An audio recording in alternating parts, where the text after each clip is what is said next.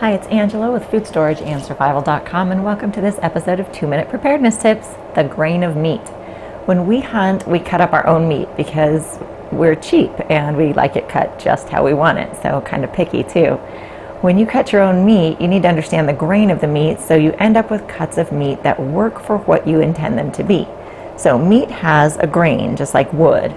It's not a grain like wheat or a grain like a grain of sand. It just means that the muscle fibers run generally one direction, like this. You can kind of see these running this way on this piece.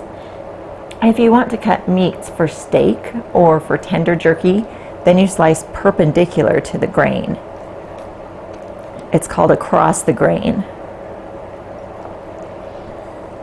like that. If you want your jerky a little chewier, or if you need to just make a roast into a smaller piece of meat, then you can cut parallel to the grain, like this way. This is called with the grain. This is how my husband likes his jerky, nice and chewy. So we're going to cut that one thin or lay it out to dry for jerky. Now, meat is a muscle, so sometimes there's overlapping layers that go different directions, so just do the best you can with those pieces. Understanding the grain of meat and working with it can give you an end result that you are going to love from the animal that you harvested. Thanks for joining me for this 2-minute preparedness tip. You can always find more from me on my blog, FoodStorageAndSurvival.com.